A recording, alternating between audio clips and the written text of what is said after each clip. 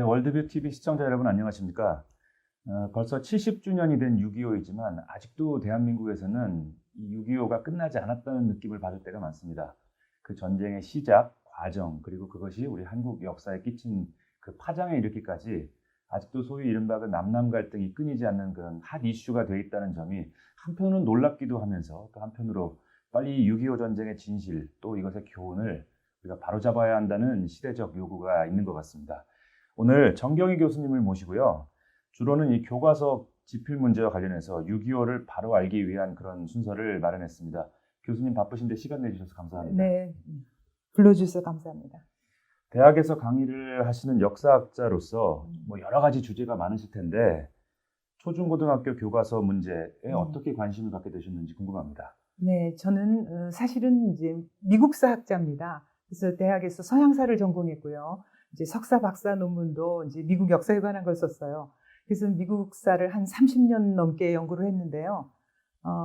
2012년인가요? 저의 그 대학 은사이신 선생님께서 이제 지금 한국사 교과서 문제가 굉장히 심각하니까 네가 와서 한번 교과서를 분석을 해봐라 이렇게 말씀하셨어요.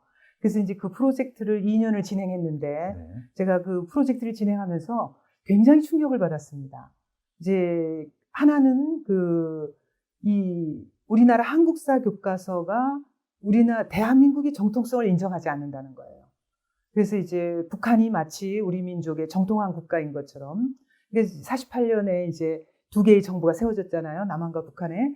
그런데 이제 우리는 당연히 우리 대한민국이 정통한 국가라고 믿고 있었는데 교과서를 열어보니까 조선민주주의인민공화국이 우리의 정통한 정부인 것처럼 써 있는 거예요. 그래서 충격을 받았고요. 그 다음에 이제 교과서 서술 방식을 보니까 북한의 역사책을 그대로 베꼈다는 거예요. 그래서 이제 제가 이제 교과서를 분석하다 보니까 도대체 어떻게 이런 교과서가 쓰여지게 되었나 해서 북한의 이제 현대조선 역사라는 책이 있습니다. 조선 통사하고요.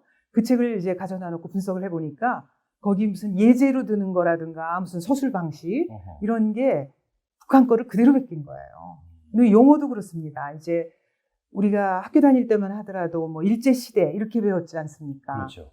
그런데 이제 어느 날부터 일제강점기라는 용어가 쓰여지게 되는 거예요. 그래서 제가 이제 그거를 도대체 언제부터 시작됐나를 알기 위해서 한국사 실론이라고 있어요. 이기백 교수가 쓰신. 그렇죠. 예, 그래서 이제 그렇죠. 우리 이제 사람들이 무슨 한국사 공부할 때 쓰는 개설서인데 그걸 다 뒤져봤어요. 그랬더니 처음부터 끝까지 일제 시대라고 써 있거나 뭐 일제 시기라고 써 있지 일제 강점기라는 단어는 한 단어도 안 나와요. 그렇군요. 그래서 제가 이제 이 단어가 어디서 시작된 건가를 찾고 있었는데 그 현대조선 역사를 보니까 그 의문이 풀렸어요.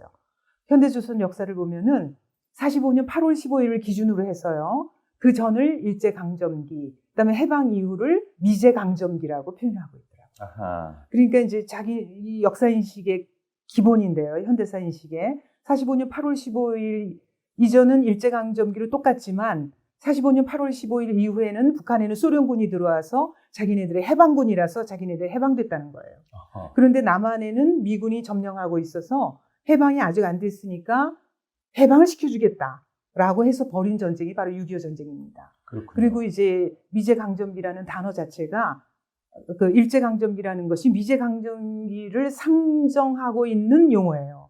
그러니까 이 사람들이 이제 교과서에서 이제 미제강점기라는 용어는 못 쓰지만 머릿속으로는 이제 지금 우리를 미제국주의한 강제 점령된 나라라고 생각을 하는 거예요. 그러니까 뭐 미국 문화원 방화 사건이니 뭐 미군 물러가라는 철수하라는 뭐 상그렇게 하는 거죠. 어떤 의미에서는 그럼 지금 대한민국의 상태를 네. 뭔가 비정상적인 상태로 인식시키기 위해서 일제 시대를 일제 강점기라고 일종의 프레이밍하고 있다고 봐도 되는 걸까요? 그렇죠. 그러니까 일제 강점기라는 용어까지는 뭐 이제 그 자체를 문제 삼고 싶지는 않아요. 그런데 미제 강점기를 전제로 하고 있기 때문에 그리고 그 용어 자체를 북한에서 베낀 거기 때문에 그게 이제 문제가 된다는 거죠. 그러니까 제 말씀은 뭐냐면은 이 한국사 교과서를 쓴 사람들의 인식이 이제 완전히 그 북한의 역사 교과서를 보고 했다라는 거예요.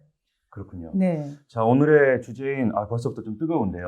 오늘의 주제인 6.25에 대한 역사 기술로 좀 좁혀보겠습니다. 네. 이번에 김일성이 일으킨 6.25 전쟁이라는 책의 공저자로 참여하셨습니다. 네. 6.25를 누가 일으켰는지에 대해서부터도 지금 논쟁이 참 많은데요. 네.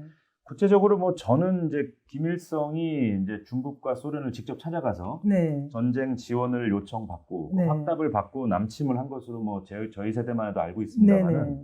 진실이 무엇인지 다시 한번 자세히 한번 설명해 주시기 네. 바랍니다. 그게 이제 그렇게 진실을 알고 계시는 분이 많지 않을 겁니다. 아, 그렇군요. 네. 왜냐하면 교과서에서 김일성이라는 단어가 전혀 안 나와요. 네, 교과서도 그렇고, 그 다음에 이제 좌파 역사학자인 사람이 써놓은 그냥 학술서적 같은 것도 보면은 그 사람들의 관심은 어떻게 하면 우리나라 대통령, 이승만 대통령이 뭐 학살을 했네 이런 데다 도망갔다 뭐 이런 거에 초점을 맞추는 거지 김일성이라는 단어가 나오질 않습니다. 그거부터가 이제 문제인 거죠. 그러니까 전쟁의 발발 원인을 이제 가리기 위한 그런 건데요. 실제로는 이제 김일성과 박헌영이 같이 움직였어요. 김일성이 이제 수상이고 박헌영이 부수상인데 두 사람이 같이 1949년 3월에 기차를 타고 모스크바로 갑니다. 그래서 이제 소련의 모스크바에서 기차역에서 내려서 회견문을 낭독하는 사진도 다 남아 있어요, 지금.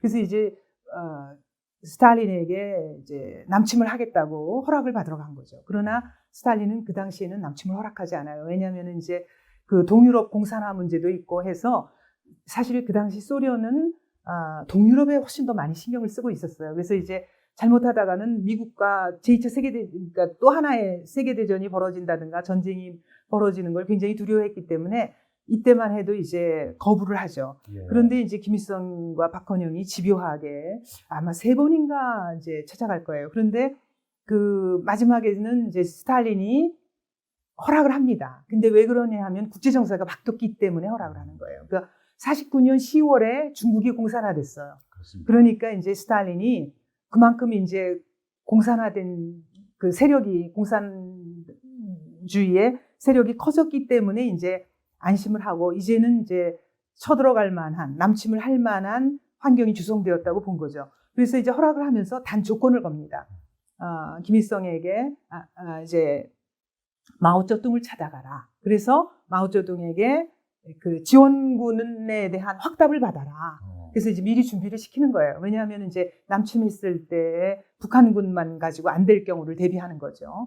그렇게 해서 이제 김일성이 이제 마오쩌둥에게 찾아가서 지원을 약속받습니다. 그러고 나서 이제 전쟁을 일으키는 거죠. 그리고 실제로는요, 또 보면은 여러 가지 뭐 사료에서 증명이 된 건데 그 팔로군이라고 있어요. 네. 중공군 중에 그 사람들을 미리 우리가 이제 그 전세가 나빠지니까 6.25 전쟁 중에 그 50년 10월에 중공군이 처음 들어온 걸로 알고 있는데 사실은 그게 아니고 북한군에 이미 그 군대를 파병을 해서 팔로군을 남침할 때 맨 앞에 전선에 세웠다는 그런 그 여러 가지 연구가 나와 있습니다. 그럼 이제 두 가지 포인트가 여기서 나온 것 같습니다. 첫째는 6.25 전쟁은 역사적으로 사실상 김일성이 주어가 돼야 마땅한 것인데. 그렇죠. 김일성이 이제 중심이 되고 네. 거기에 스탈린과 마오쩌둥 세 사람이 일으킨 합작품인 거죠. 그런데 그리고 지금 오늘날 네. 교과서가 그 주어를 네. 애써 회피하거나 감추고 있다는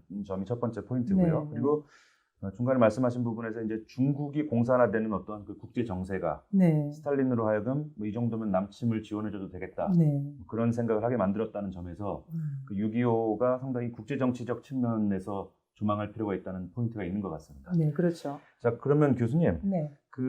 저는 어렸을 때만 해도 저희 집안 어르신들이나 어른들이 6.25 사변 그랬었어요, 그때. 네, 맞습니다. 네. 그렇게 얘기했어요. 근데 네네. 오늘날 제가 뭐 강의실에서 6.25 네. 사변 그러면 학생들이 그게 네. 뭐예요? 이런 때도 많고 네. 또 브루스 커밍스 같은 네. 그런 이제 수정주의 학자라 불리는 분들은 자꾸 이제 코리안 워 그러죠. 네네. 6.25에 대한 호칭이 여러 가지 달라져 있는데 네. 이 부분을 좀 분명히 해야 한다고 말씀하셨습니다. 네네네. 그게 굉장히 중요한 포인트입니다. 이제 왜냐하면은 지금 이제 양 박사님께서 사변이라고 말씀하셨는데 사실은 그게 정확한 표현이에요. 어허. 우리 교과서에서도 예전에는 다 사변이라고 그랬어요. 근데 왜 그랬느냐 하면은요, 전쟁으로 생각하지 않은 거예요. 왜냐하면은 우리만 나라고, 대한민국만 나라고, 북한은 원래 지금도 헌법상으로는 북한 땅을 점거한 그 집단으로 돼 있는 거거든요. 어허. 헌법상으로는 우리가 북한 주민이라고 그러잖아요.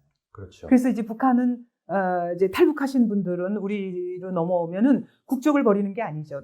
예를 들어서 다른 나라에서 오신 분들은 이제 귀화를 하려면은 자기네 나라 국적을 버리고 우리나라 국적을 취득해야 되지만 북한 주민은 이미 우리 국민인 거예요. 그래서 이제 헌법상으로는 우리가 유일한 한반도의 유일한 합법적인 국가입니다.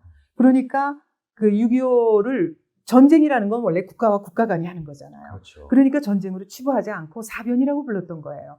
그런데 이제 이거를 그 좌파 쪽에서 계속해서 용어를 집요하게 바꾸자 그래요. 그러니까 아하. 뭐 4.3 같은 것도 이제 4.3 사건으로 중립. 그다음에 여순 반란이라고 우리가 불렀었잖아요. 그랬습니다. 그런 것도 이제 반란이라고 하지 말고 여수 순천 10.11구 사건 뭐 이런 식으로 다 사건이라고 부르자고 하는 거예요. 그런 식으로 하면서 6.25도 계속 전쟁으로 바꾸려고 한 거예요. 그래서 이제 그것도 한국 전쟁으로. 그게 말이 됩니까? 한국 사람들이 왜 6.25를 한국 전쟁이라고 불러요? 그렇죠. 한국 전쟁이라는 거는 외부에서 바깥 사람들이 다른 나라 사람들이 한국 전쟁이라고 부르는 거죠. 그건 어쩔 수 없는 거죠. 우리가 베트남을 베트남 전쟁이라고 부르듯이. 그렇습니다. 그렇지만 우리는 그거를 한국 전쟁이라고 부를 필요는 없는 거죠. 그러니까 예를 들어서 집안에서 예를 들어서 뭐 철수다 그러면은 김씨 집안의 철수면은 우리가 애를 부를 때 그냥 철수라고 부르는 거예요. 왜냐하면은 김씨 집안인 건 너무 명확하니까. 그렇죠. 김철수라고 부를 필요가 없죠. 그냥 철수야 이렇게 부릅니다. 그러면 우리도 전쟁이었으면은 그게 전쟁이 아니라 이제 6.25를 어떻게 불렀느냐면 그냥 사변이라고 부른 거예요. 북한을 국가로 인정하지 않기 때문에. 그랬는데 이제 최근에 오면서 이제 학자들이 다 그거를 그렇게 부르자. 뭐 제가 누구라고 거명은 안 하겠습니다만 예, 예. 명칭을 싹 바꿔버린 거예요. 그래서 이제 6.25 전쟁이라고 했는데 이 6.25 전쟁이라고 부르는 것도 그 사람들은 못마땅해 해요. 그래서 지금 좌파 학자들이 쓴 책은 전부 한국 전쟁이라고 돼 있어요. 근데 왜 그러느냐? 포인트는 6.25라는 숫자에 있어요. 그러니까 6월 25일에 남침했다라는 게 있잖아요. 그 사람들은 이 남침이라는 걸 안 쓰려고 하는 겁니다. 그러니까 이제 남침이라는 말을 쓰고 싶어 하지 않아요. 그러니까 어떻게 하냐면은 이제 브루스 커민스 같은 사람들, 그 수정주의 학자들, 뭐 우리나라 좌파 학자들은 다 뭐냐면은 그 김일성이 남침했다 이렇게 되니까 북한의 남침에 면죄부를 주려고 그냥 그러니까 휴전선이 아니라 38도선 근처에서 북한군과 남한군이 소규모의 그 싸움은 계속 있었다라는 거예요. 소규모의 충돌이 있었다. 근데 그 충돌이 뭐 수백 회가 있었는데 그것이 어느 날 하루 아침에 전쟁으로 바뀐 거다. 그러니까 이건 내전이다. 이런 식으로 하려는 겁니다.